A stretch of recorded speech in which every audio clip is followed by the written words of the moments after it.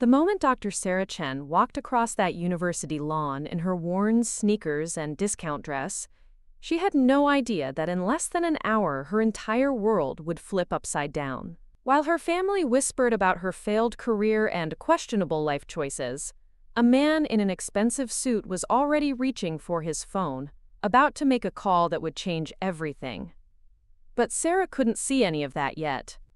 All she could see was her niece, Emma's proud face in the crowd, the only person who had ever believed she might actually become someone worth knowing. Before we jump back in, tell us where you're tuning in from, and if this story touches you, make sure you're subscribed, because tomorrow, I've saved something extra special for you. Sarah had always been the family disappointment, though no one ever said it quite that directly.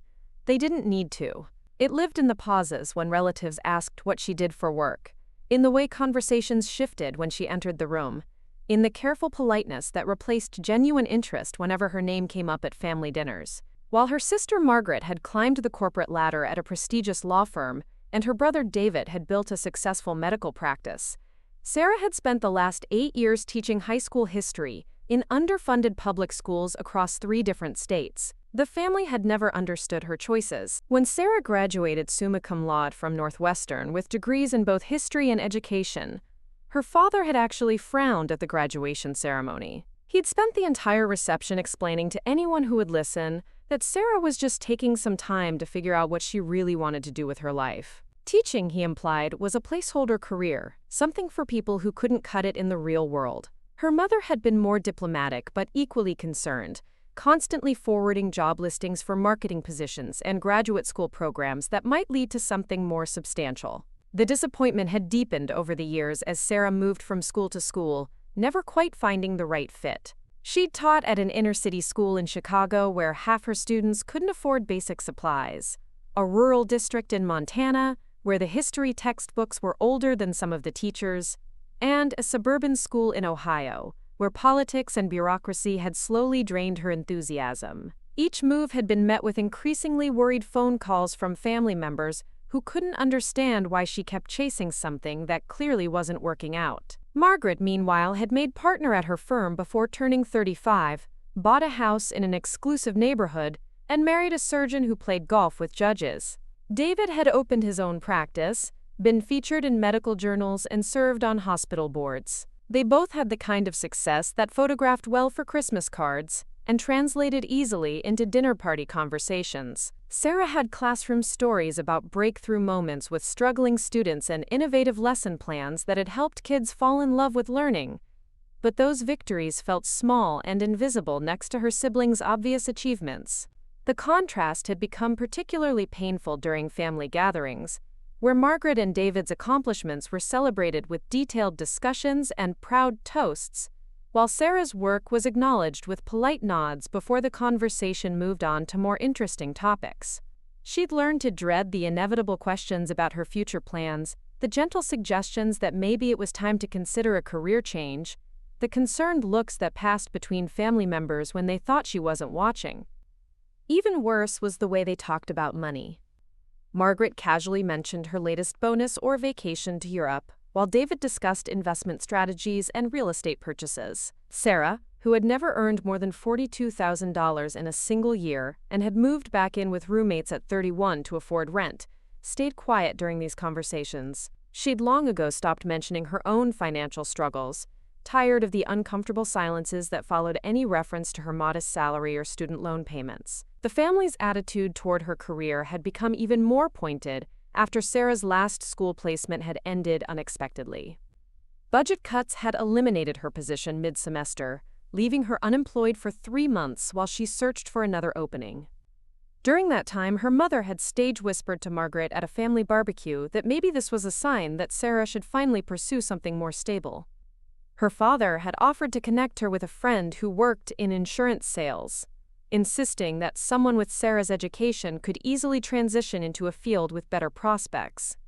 But Sarah had found another teaching position, this time at Jefferson High School in a working-class neighborhood outside Boston. The building was aging, the resources were limited, and the student body faced challenges that textbooks couldn't address. But something about the school felt different from her previous placements. The principal, Mrs. Rodriguez, had hired Sarah not despite her unconventional career path, but because of it.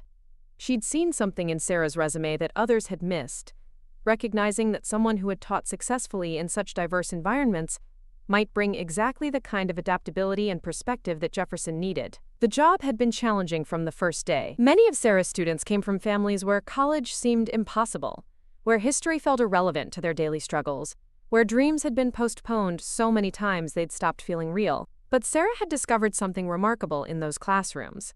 When she connected historical events to contemporary issues her students cared about, when she helped them see patterns between past and present, when she created space for them to voice their own perspectives on the events they studied, something magical happened.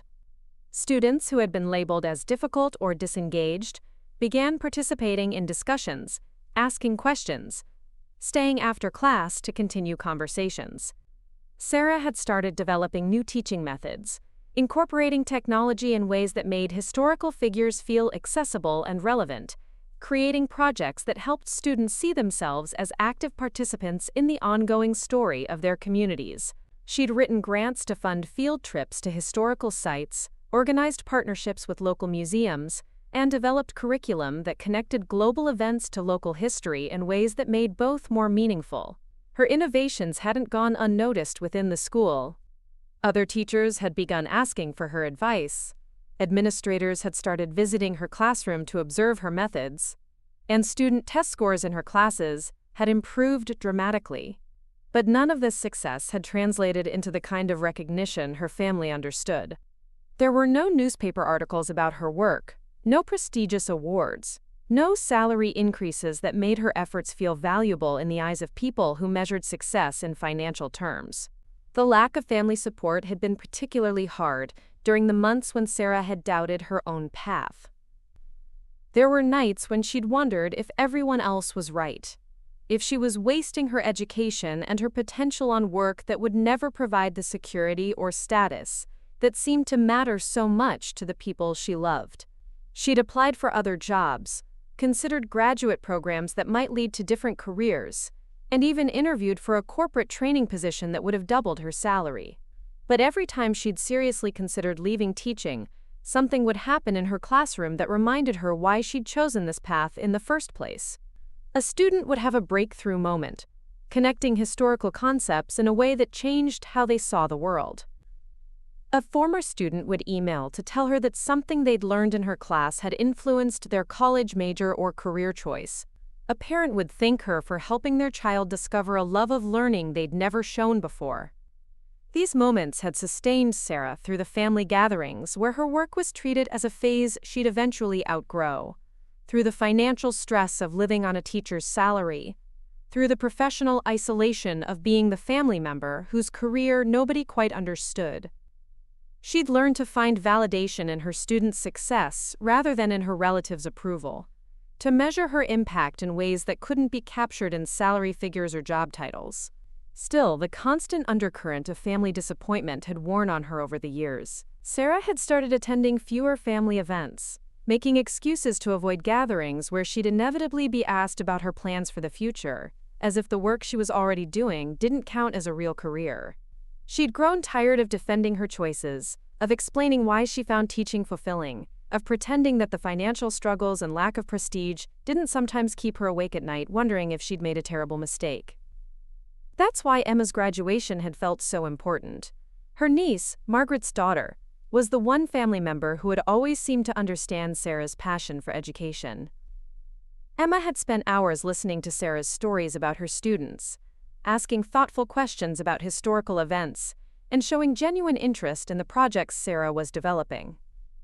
When Emma had been accepted to Boston University with plans to study education herself, Sarah had felt a mixture of pride and concern, knowing that Emma would likely face the same family skepticism that had followed Sarah throughout her career. The transformation had started quietly, the way most meaningful changes do. Sarah had been teaching at Jefferson High for 2 years, when she noticed something troubling in her advanced placement history classes. Despite her students' intelligence and curiosity, they consistently struggled with standardized test questions that required them to analyze primary source documents. Not because they couldn't think critically, but because the historical documents were presented in ways that felt completely disconnected from anything in their lived experience.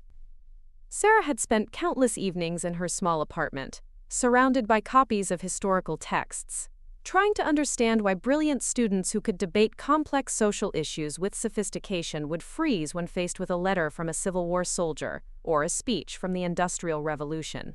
The problem wasn't their analytical ability. The problem was that traditional educational materials presented history as something that happened to other people in other times, rather than as an ongoing conversation that included their voices and experiences. That realization had led Sarah to begin what would become the most consuming project of her life. Preparing and narrating this story took us a lot of time, so if you are enjoying it, subscribe to our channel. It means a lot to us. Now back to the story. She started small, creating supplementary materials that connected historical documents to contemporary issues her students cared about. Instead of simply analyzing a speech about labor rights from the 1890s, her students would examine it alongside modern discussions about minimum wage and working conditions. Rather than studying civil rights movements as isolated historical events, they would trace the evolution of protest strategies from the Underground Railroad through modern social media activism. The work was exhausting and largely invisible. Sarah spent her weekends in libraries and archives, searching for primary sources that would resonate with teenagers growing up in urban Boston. She learned to navigate digital humanities databases, contacted historians at universities across the country, and even reached out to local community organizations to gather oral histories from longtime residents who had witnessed significant historical changes in their neighborhoods. Every lesson plan became a research project. Sarah would spend hours crafting connections between historical events and current news stories, developing activities that help students see themselves as participants in ongoing historical narratives, rather than passive observers of past events. She created multimedia presentations that juxtaposed historical photographs with contemporary images, developed role-playing exercises that required students to grapple with historical decisions using both period-appropriate and modern perspectives. Her students had responded with an enthusiasm that surprised even Sarah. Class discussions became more animated as students discovered that historical figures had faced dilemmas similar to ones they encountered in their own lives.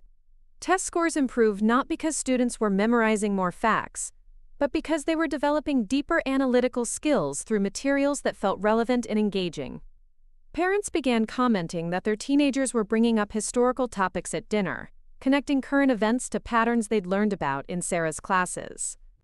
But the real breakthrough had come during Sarah's third year at Jefferson, when she'd started documenting her teaching methods more systematically. What had begun as personal notes about successful lesson plans had gradually evolved into something more comprehensive.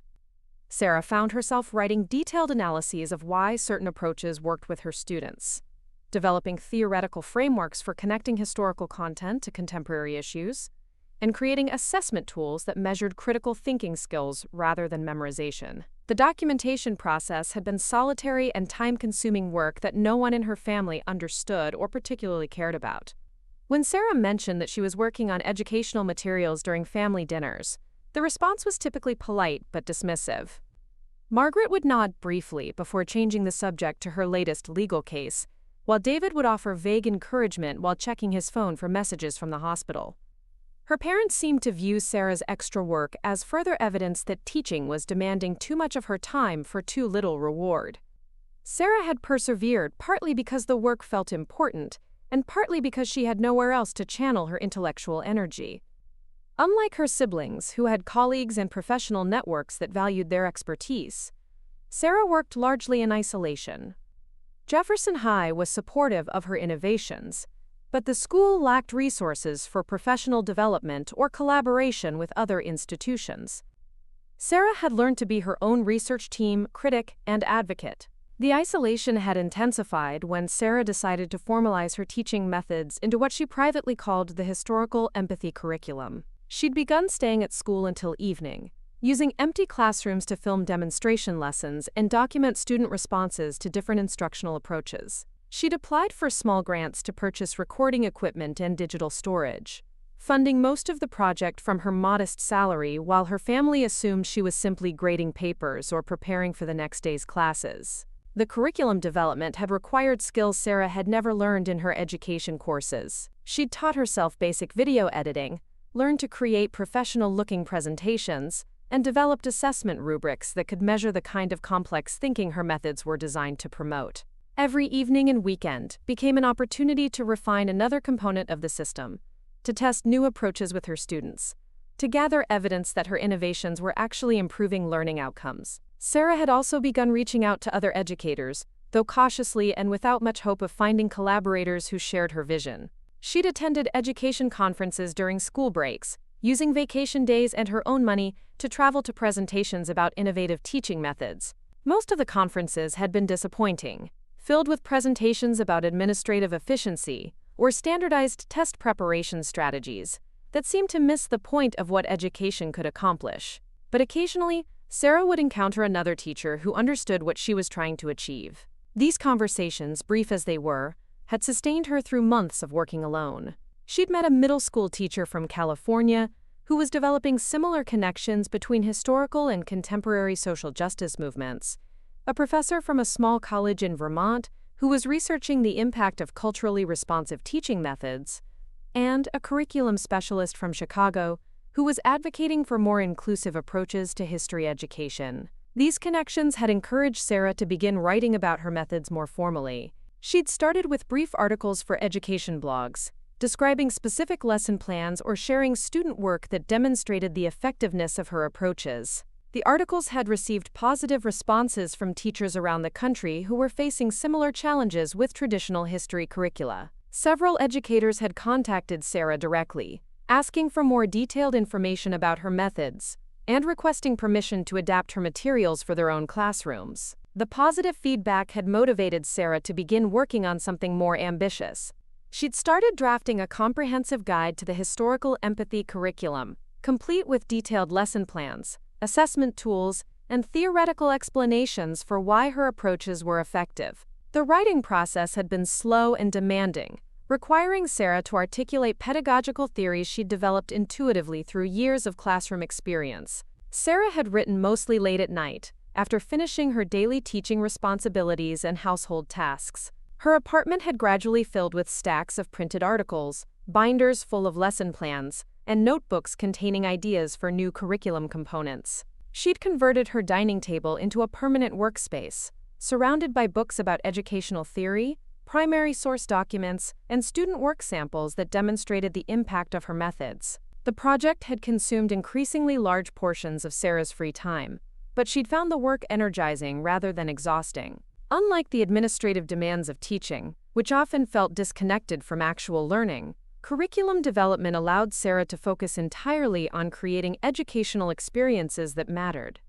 Every component she developed was tested immediately in her own classrooms, refined based on student responses, and improved through multiple iterations. Sarah had also begun presenting her work at academic conferences, though initially with little expectation of reaching audiences beyond public school teachers. She'd submitted proposal abstracts to regional education conferences, describing her curriculum development process and sharing evidence of improved student outcomes. To her surprise, several proposals had been accepted, leading to presentation opportunities that connected her with researchers and teacher educators from universities across New England. The conference presentations had been nerve-wracking, but ultimately encouraging. Sarah had discovered that her practical classroom innovations were addressing theoretical problems that education researchers had been studying for years. Her methods for connecting historical content to contemporary issues were examples of culturally responsive pedagogy in action.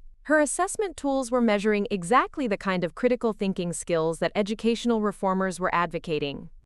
Her documentation of student learning was providing evidence for teaching approaches that many academics supported in theory but had struggled to implement effectively. These academic connections had begun opening doors Sarah hadn't known existed. Education professors had started inviting her to speak in their courses, asking her to demonstrate her teaching methods for future teachers. Researchers had contacted her about collaborating on studies that would measure the impact of her curriculum more systematically. Graduate students had reached out for advice about dissertation projects related to innovative history teaching methods.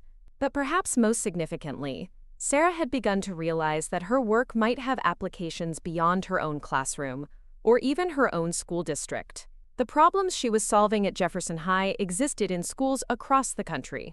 The methods she was developing could potentially transform how history was taught to students who had been underserved by traditional educational approaches. The curriculum she was documenting could become a resource for teachers who wanted to make historical content more engaging and relevant, but didn't know where to begin. This realization had both excited and intimidated Sarah. She'd always thought of herself as a classroom teacher who happened to be good at developing creative lesson plans. The possibility that her work might have broader significance was flattering but also overwhelming. Sarah had no training in educational research, no experience with large-scale curriculum implementation, and no institutional support for expanding her work beyond Jefferson High. Still, she'd continued developing the historical empathy curriculum with increasing ambition and sophistication. What had started as supplementary materials for her own classes had evolved into a comprehensive educational framework with applications for teacher training, curriculum development, and educational policy. Sarah had documented not just what worked in her classroom, but why it worked, how it could be adapted for different contexts, and what kind of institutional support would be needed to implement her methods more widely. The work had remained largely invisible to her family, who continued to view Sarah's career as a well-meaning but ultimately limited choice that was preventing her from achieving the kind of success her siblings had found. They had no idea that Sarah was developing innovations that were beginning to attract attention from education researchers across the country, or that her quiet work in a struggling public high school was addressing some of the most persistent challenges in American education. Emma's graduation ceremony was held on a perfect May morning, with sunlight filtering through ancient oak trees across Boston University's campus. Sarah had driven in early, wearing her best dress and carrying a small bouquet of flowers she'd picked up from a grocery store on her way into the city. She'd been looking forward to this day for months, not just because she was proud of Emma, but because it felt like a rare opportunity to celebrate educational achievement without the usual family commentary about career prospects and financial stability. The extended family had gathered in force for the occasion. Margaret and her husband had flown in from Chicago, bringing along Emma's younger brother and making arrangements to stay at an expensive hotel downtown. David had driven up from New York with his wife and 2 children, planning to make a weekend of sightseeing and fine dining. Sarah's parents had arrived the night before, clearly excited about their granddaughter's accomplishment and eager to share the news with anyone who would listen. Sarah had joined the family group near the graduation venue, exchanging hugs and catching up on news she'd missed since the last family gathering. The conversation flowed easily around topics that felt safe and celebratory. Emma's academic achievements, her plans for student teaching in the fall, the beautiful weather, and the impressive campus facilities. Sarah had felt relaxed and included in ways that didn't often happen at family events, grateful that the focus was entirely on Emma, rather than on comparing the siblings' various career trajectories. But the familiar dynamics had emerged during the pre-ceremony brunch, when conversation had turned to Emma's future plans and the challenges facing new teachers. Margaret had mentioned how competitive the education job market had become, expressing concern about Emma's ability to find a good position in an increasingly difficult field. David had added his own worries about teacher salaries and job security, wondering aloud whether Emma might want to consider other options that would provide more financial stability. Sarah had tried to offer reassurance based on her own experience, describing the satisfaction that came from meaningful work and the ways that dedicated teachers could make real differences in students' lives. But her comments had been met with the polite skepticism that usually greeted her perspectives on education. Her father had patted her arm sympathetically and suggested that while teaching might be personally fulfilling, it wasn't necessarily a path that led to long-term security or professional recognition.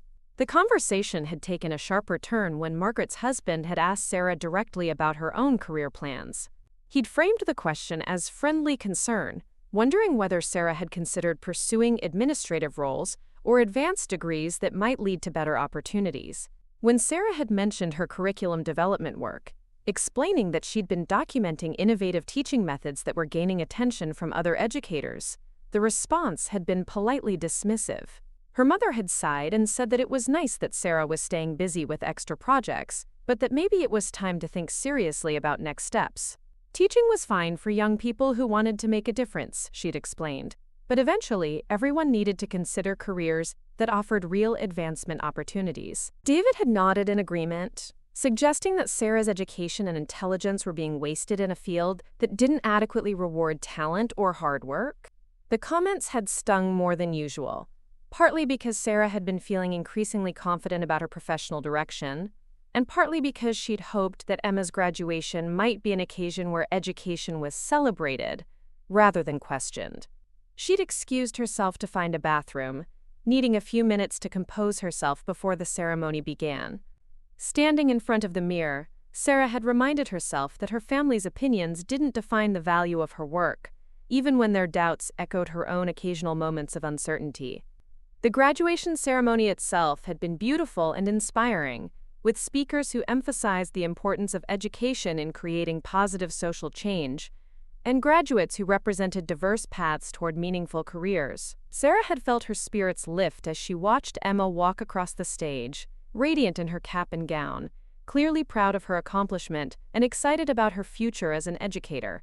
The ceremony had reminded Sarah of why she'd chosen teaching in the first place, and why she continued to find the work meaningful despite the challenges. After the formal ceremony ended, families had scattered across the campus for photos and private celebrations. Sarah had been taking pictures of Emma with her diploma when she'd noticed a distinguished-looking man approaching their group. He was perhaps 60 years old, with silver hair and an expensive suit that suggested academic administration rather than family member. He'd waited politely for a break in the conversation before introducing himself. His name was Dr. Robert Thornton, and he was the dean of the Harvard Graduate School of Education. Sarah had recognized the name immediately, having read several of his articles about educational reform and innovative teaching methods.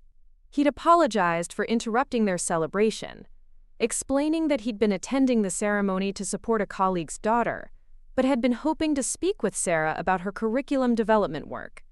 The family had fallen silent, clearly surprised that a Harvard administrator knew Sarah's name and wanted to discuss her professional projects. Dr. Thornton had continued, explaining that Sarah's articles and conference presentations had been circulating among education researchers at Harvard and other universities. Her work on connecting historical content to contemporary issues was addressing exactly the kind of challenges that academic institutions were struggling to solve through traditional research methods.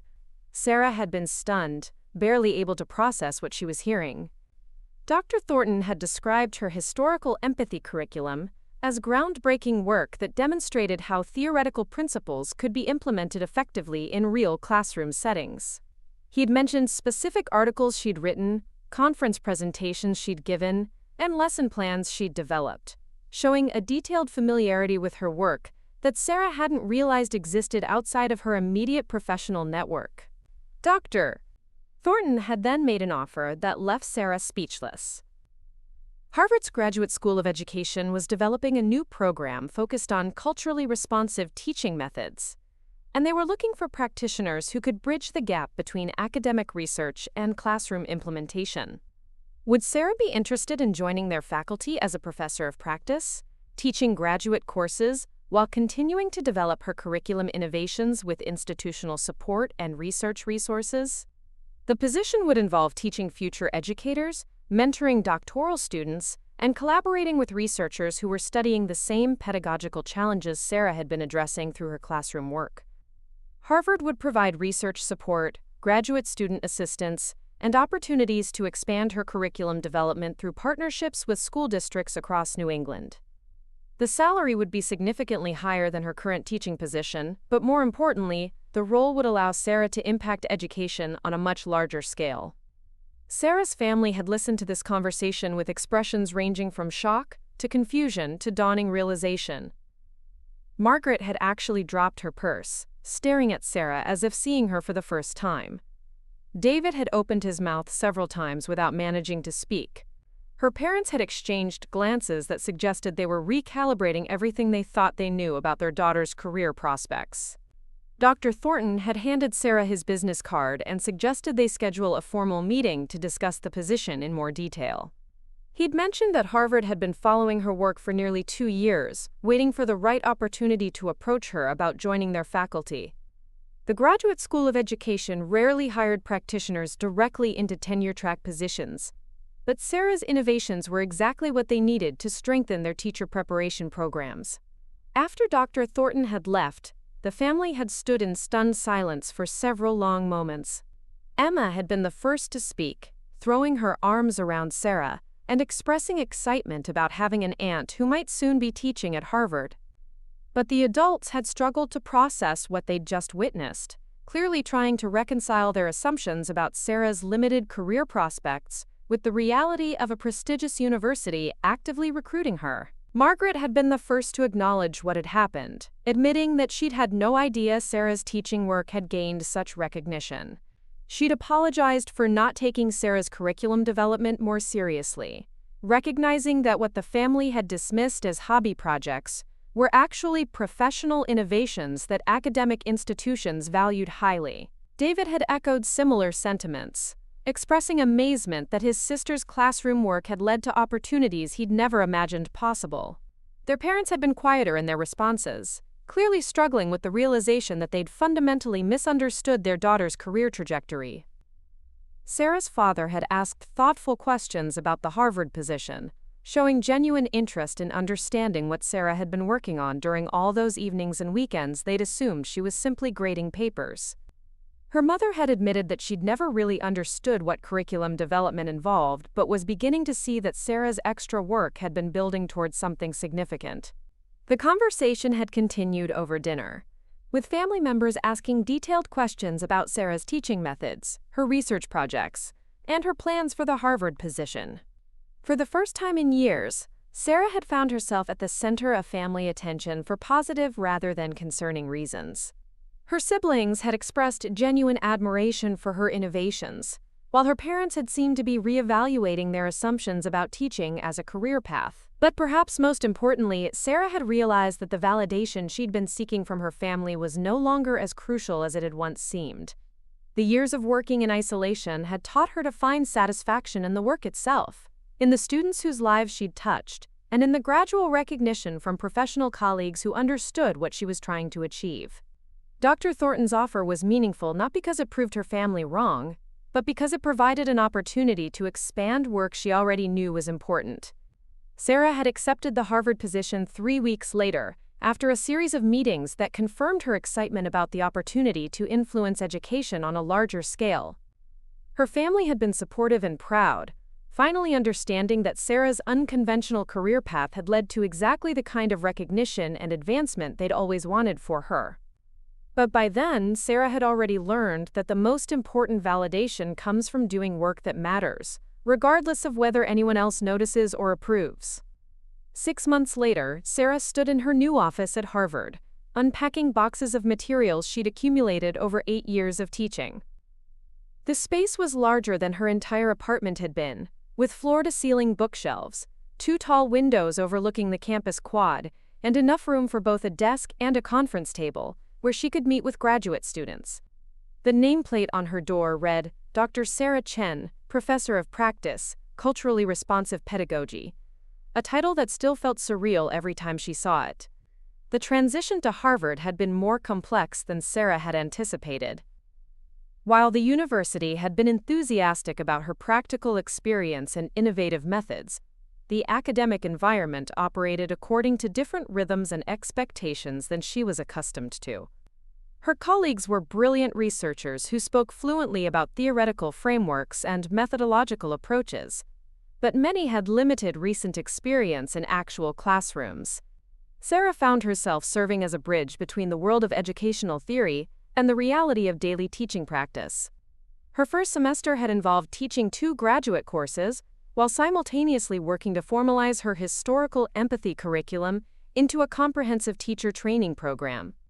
The students in her classes were experienced educators pursuing advanced degrees, many of whom had been struggling with the same challenges Sarah had faced during her years at Jefferson High. They were hungry for practical strategies that could transform their own classrooms, and Sarah discovered that her years of working in isolation had actually prepared her well for helping other teachers navigate similar innovations. The course evaluations had been overwhelmingly positive, with students praising Sarah's ability to connect theoretical concepts to concrete classroom applications. Several teachers had already begun implementing modified versions of her curriculum in their own schools, documenting student responses and sharing their experiences through online forums Sarah had established. What had started as one teacher's solution to a local problem was beginning to spread across districts throughout New England. But the most significant development had been the research opportunities that Harvard's resources made possible. Sarah was now working with a team of graduate students to conduct systematic studies of her teaching methods, measuring their impact on student engagement, critical thinking skills, and academic achievement. The preliminary results were encouraging, showing statistically significant improvements in historical reasoning abilities among students taught using the historical empathy curriculum compared to those receiving traditional instruction. The research had also attracted attention from education policymakers and curriculum publishers who were interested in scaling Sarah's innovations more broadly. She'd been invited to present her work at national education conferences, contribute to policy discussions about history education standards, and collaborate with textbook companies that wanted to incorporate her approaches into their materials. The reach of her influence was expanding far beyond anything she could have achieved working alone in a single classroom. Sarah's family had struggled to keep up with the rapid changes in her professional status. Margaret had called regularly during Sarah's first months at Harvard, asking detailed questions about her research projects and expressing genuine amazement at the recognition her sister's work was receiving. She'd even attended one of Sarah's conference presentations, sitting in the back of a crowded auditorium and watching Sarah field questions from education researchers and policy experts with obvious pride. David had been equally supportive, though he'd admitted that he still didn't fully understand what made Sarah's teaching methods so innovative. He'd asked her to explain the historical empathy curriculum during a family dinner, listening carefully as she described how connecting historical content to contemporary issues helped students develop deeper analytical skills. By the end of the conversation, he'd been shaking his head in admiration, acknowledging that Sarah's work was addressing educational challenges he'd never even considered. Their parents had perhaps undergone the most dramatic shift in perspective. Sarah's father had started reading her published articles, taking notes and asking thoughtful questions about her research findings. He'd even begun following education policy debates in the news, sending Sarah links to articles he thought might interest her. Her mother had started bragging about Sarah's Harvard position to neighbors and friends, clearly proud of having a daughter who was influencing education at a national level. The family's transformation had been gratifying, but Sarah had discovered that external validation, even from people she loved, was no longer the driving force behind her work. The years of developing her curriculum in isolation had taught her to find satisfaction in the work itself, in the evidence that her methods were helping students learn more effectively, and in the growing community of educators who were implementing similar approaches in their own classrooms. Sarah's office had become a hub for collaboration in ways her Jefferson High classroom never could have been. Graduate students regularly stopped by to discuss their research projects, many of which were exploring different aspects of culturally responsive teaching. Visiting scholars from other universities came to observe her classes and learn about her curriculum development process. Teachers from local school districts participated in workshops where they could adapt her methods for their own student populations. The most rewarding aspect of her new position had been the opportunity to mentor future educators who were passionate about making learning more engaging and relevant for diverse student populations. Sarah's graduate students were conducting dissertation research on topics related to her work, investigating questions about how historical empathy could be developed in different cultural contexts, how technology could enhance connections between past and present, and how teacher preparation programs could better prepare educators for culturally responsive instruction. One of her doctoral students, Maria Gonzalez, was studying how the historical empathy curriculum could be adapted for English language learners, developing bilingual materials that helped immigrant students connect their family histories to broader American historical narratives. Another student, James Williams, was exploring how similar approaches could be used in elementary classrooms, creating age-appropriate activities that helped young children see themselves as active participants in ongoing historical stories. These collaborations had pushed Sarah to continue refining and expanding her own thinking about education. Working with researchers who brought different theoretical perspectives and cultural backgrounds had helped her recognize assumptions she'd made unconsciously and identify new possibilities for curriculum development. She'd begun exploring how her methods might be adapted for other subject areas, collaborating with colleagues in science and literature education who were facing similar challenges in making their content more relevant to diverse student populations. The institutional support at Harvard had also allowed Sarah to document her work more systematically than had ever been possible during her teaching years.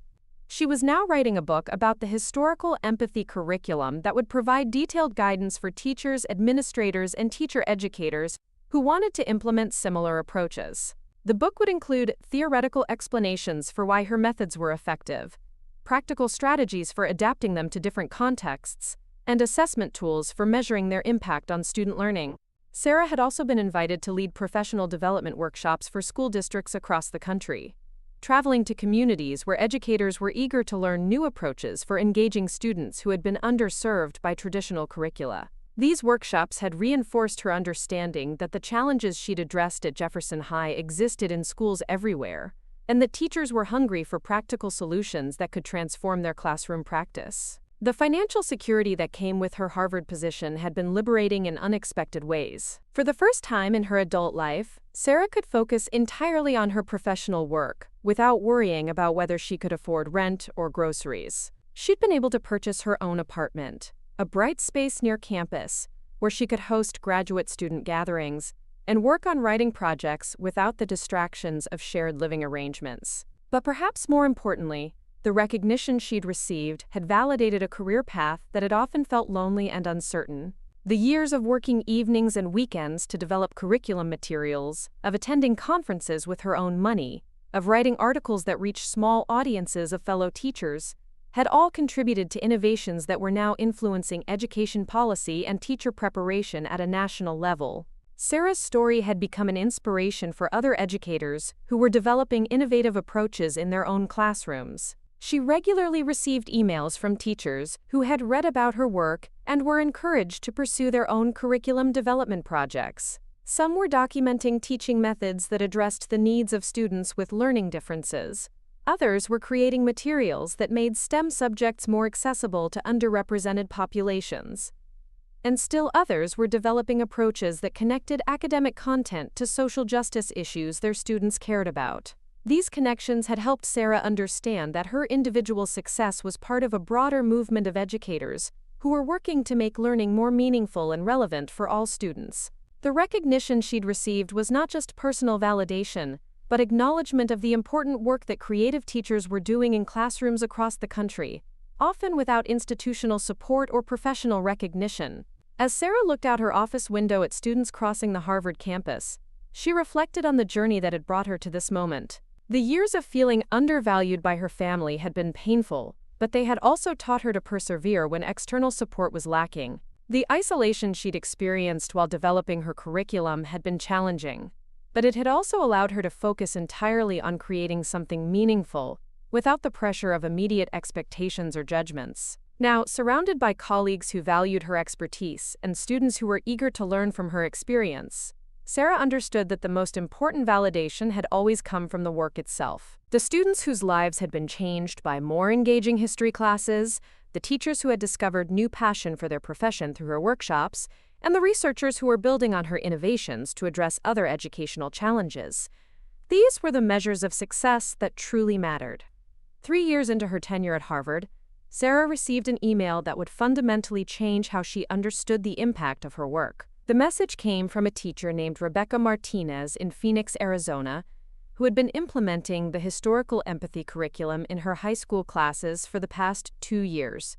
Rebecca wrote that she wanted to share the story of one particular student, a 17-year-old named Carlos, who had been struggling academically and seemed completely disengaged from school until he encountered Sarah's curriculum materials.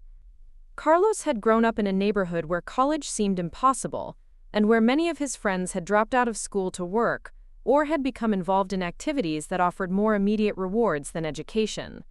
He'd been failing most of his classes and had accumulated enough absences that graduation was in serious doubt. His history teacher had suggested he try Rebecca's advanced placement history class as a last attempt to salvage his academic record, though no one expected much improvement. But something remarkable had happened when Carlos encountered lesson plans that connected historical immigration patterns to contemporary debates about border policy, that examined labor movements of the past alongside current discussions about minimum wage and workers' rights, and that traced the evolution of civil rights strategies from historical protests to modern social media activism. For the first time in his educational experience, Carlos had found academic content that spoke directly to his lived experience and the challenges facing his community. Rebecca described how Carlos had gradually transformed from a silent, disengaged student to one of the most thoughtful contributors to class discussions. He'd begun staying after school to continue conversations about historical patterns he was discovering, asking questions that demonstrated increasingly sophisticated analytical thinking. His attendance had improved dramatically, and his grades had risen from failing to honor roll level within a single semester. But the most significant change had been in Carlos's understanding of his own potential. The historical empathy curriculum had helped him see that people who shared his background had been active participants in shaping American history, that the challenges his community faced were part of ongoing historical narratives rather than isolated problems, and that he had agency to influence those narratives through his own choices and actions. Carlos had begun talking about college as a realistic possibility, exploring scholarship opportunities and considering careers in education or social work where he could make a difference in other young people's lives. Rebecca's email had included a research paper Carlos had written about immigration policy, connecting historical patterns of nativism to contemporary political debates with a sophistication that impressed both his teacher and the college admissions counselor who read it as part of his scholarship application. Carlos had been accepted to Arizona State University with a full scholarship, becoming the first person in his family to attend college. He planned to major in education, with the goal of becoming a teacher who could help other students discover their own potential through relevant, engaging curriculum. Sarah had read Rebecca's email 3 times, tears streaming down her face as she absorbed the full significance of what she was learning. Carlos's story was exactly why she had become a teacher in the first place, exactly what she had hoped to achieve when she'd started developing curriculum materials in her small apartment all those years ago. But the reach of her impact was now extending far beyond anything she could have imagined when she was working alone at Jefferson High, touching students she would never meet in communities she had never visited. The email had arrived on the same day that Sarah received notification that her book about the historical empathy curriculum had won the National Education Association's award for outstanding contribution to teaching practice. The book had been published 6 months earlier and was already being used in teacher preparation programs at over 40 universities across the country. Education professors were assigning it in their courses, experienced teachers were using it to transform their own classroom practice, and school districts were adopting it as the foundation for professional development programs. Sarah's phone had been ringing constantly with interview requests from education journalists, invitations to speak at conferences, and inquiries from international educators who wanted to adapt her methods for their own cultural contexts. A documentary filmmaker was planning a project about innovative teaching methods that would feature Sarah's work as a central example of how individual teachers could influence education on a national scale. But none of these professional accolades had moved Sarah as deeply as Rebecca's email about Carlos. The recognition from colleagues and institutions was gratifying, but the knowledge that her curriculum was actually changing individual students' lives was what made all the years of isolated work feel worthwhile. Carlos represented thousands of students who were discovering their own potential through more engaging, relevant educational experiences that connected academic content to their lived experiences and cultural backgrounds. Sarah had responded to Rebecca immediately, thanking her for sharing Carlos's story and asking for permission to include it in presentations she was giving about the impact of culturally responsive teaching methods. She'd also asked Rebecca to give Carlos her personal email address, wanting to congratulate him directly on his achievements and offer any support she could provide as he navigated his college experience. Carlos had written back within days, expressing amazement that the professor who had developed the curriculum materials that had transformed his educational experience wanted to correspond with him personally. His email had been articulate and thoughtful, describing how the historical empathy curriculum had helped him understand that education could be a tool for understanding and changing the world, rather than just a series of hoops to jump through for a diploma. The correspondence with Carlos had led to similar connections with other students whose lives had been influenced by Sarah's work. Teachers from around the country began sharing stories of students who had discovered new engagement with learning through curriculum materials that honored their backgrounds and connected academic content to contemporary issues they cared about. Sarah's office wall had gradually filled with photos and thank you notes from young people she had never met, but whose educational experiences had been transformed by her innovations. These personal connections had reinforced Sarah's understanding that educational innovation was ultimately about individual relationships between teachers and students, even when those relationships were mediated by curriculum materials and teaching strategies. The theoretical frameworks and research methodologies that surrounded her work at Harvard were important, but they gained meaning only when they translated into moments of discovery and growth in actual classrooms, with real students facing genuine challenges. Sarah's family had continued to evolve in their understanding of her work and its significance. Emma had completed her student teaching and had been hired for her first full-time position at an urban middle school, where she was implementing modified versions of Sarah's curriculum with younger students.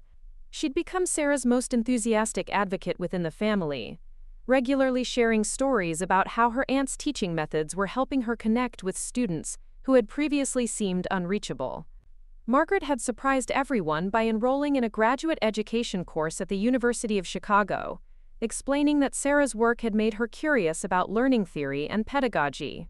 She'd written her final project about the application of culturally responsive teaching methods in legal education, exploring how law schools could better prepare attorneys to work with diverse client populations. The project had earned high praise from her professor and had led to consulting opportunities with law firms that wanted to improve their diversity and inclusion practices. David had begun volunteering as a tutor at a community center in his neighborhood, working with high school students who were preparing for college entrance exams. He'd incorporated some of Sarah's strategies for connecting academic content to students' interests and backgrounds, discovering that his medical knowledge became much more engaging when he related it to health issues affecting the communities where his tutoring students lived. Their parents had become Sarah's most proud supporters, attending every conference presentation they could reach and keeping detailed scrapbooks of articles about her work. Sarah's father had started reading extensively about education policy, becoming surprisingly knowledgeable about debates surrounding curriculum standards and teacher preparation. Her mother had joined the board of a local literacy nonprofit, inspired by Sarah's example to become more actively involved in educational issues affecting their community. The family gatherings that had once been sources of stress and self-doubt for Sarah had transformed into celebrations of educational innovation and social impact. Instead of questioning her career choices, family members now sought her advice about their own volunteer work and professional development. The conversations that had once focused on financial success and conventional achievement now included substantial discussions about meaningful work and community engagement. Sarah had also been invited to serve on the board of the National Council for Social Studies, where she was working with other educators to revise national standards for history education. The standards she was helping to develop emphasized critical thinking, cultural responsiveness, and connections between historical content and contemporary issues. Principles that had emerged directly from her classroom experience at Jefferson High and were now influencing how history would be taught in schools across the country. The board work had connected Sarah with education policymakers at the state and federal levels who were eager to learn from her practical experience with curriculum innovation. She'd testified before congressional committees about the importance of supporting teacher-led innovation, consulted with the Department of Education about teacher preparation reform, and advised state education agencies about implementing culturally responsive teaching standards. These policy connections had given Sarah a platform to advocate for the kinds of institutional changes that could support other teachers who were developing innovative approaches in their own classrooms. She'd pushed for grant programs that would fund teacher-led curriculum development, professional development opportunities that would help educators learn culturally responsive methods, and evaluation systems that would recognize and reward teaching innovation rather than just test score improvements. Sarah's influence had also extended internationally, with educators from Canada, Australia, and the United Kingdom implementing versions of the historical empathy curriculum in their own educational contexts. She'd been invited to speak at conferences in Toronto, Sydney, and London, sharing her methods with teachers who were facing similar challenges in making academic content relevant and engaging for diverse student populations. The international connections had led to collaborative research projects that were exploring how culturally responsive teaching methods could be adapted for different national contexts and educational systems. Sarah was working with researchers from 5 different countries to study the effectiveness of empathy-based curriculum approaches across various cultural settings, contributing to a growing body of research about global best practices in inclusive education. But perhaps the most meaningful recognition had come from her former students at Jefferson High School, many of whom had now graduated from college and were beginning their own careers. They'd organized a reunion specifically to thank Sarah for the impact her teaching had had on their lives, sharing stories about how the analytical skills they'd developed in her classes had served them well in college courses, how the connections she'd helped them make between past and present had influenced their career choices, and how her belief in their potential had encouraged them to pursue opportunities they might otherwise have thought were beyond their reach. The reunion had been held in the same Jefferson High classroom where Sarah had first developed the teaching methods that had eventually led to her Harvard position. Standing in that familiar space, surrounded by former students who were now teachers, social workers, journalists, and community organizers, Sarah had reflected on the unlikely journey that had brought her from that isolated classroom to international recognition as an educational innovator. The evening had concluded with the presentation of a scholarship fund that Sarah's former students had established in her name.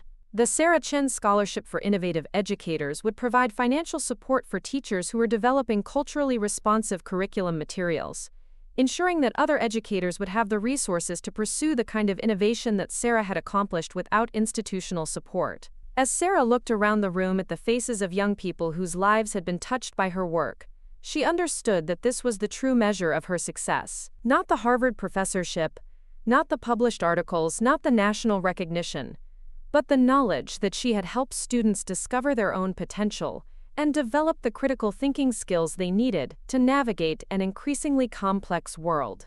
The scholarship presentation had been followed by individual conversations with former students who wanted to share specific memories of lessons that had influenced their thinking, assignments that had challenged their assumptions, and discussions that had opened their minds to new possibilities. These personal testimonials had reinforced Sarah's belief that meaningful education happened one student at a time, through relationships built on respect, high expectations, and genuine care for each individual's growth and development. Driving home from the reunion, Sarah had thought about the younger version of herself who had felt so isolated and undervalued by her family, who had wondered whether her dedication to teaching was worth the financial sacrifices and professional uncertainty.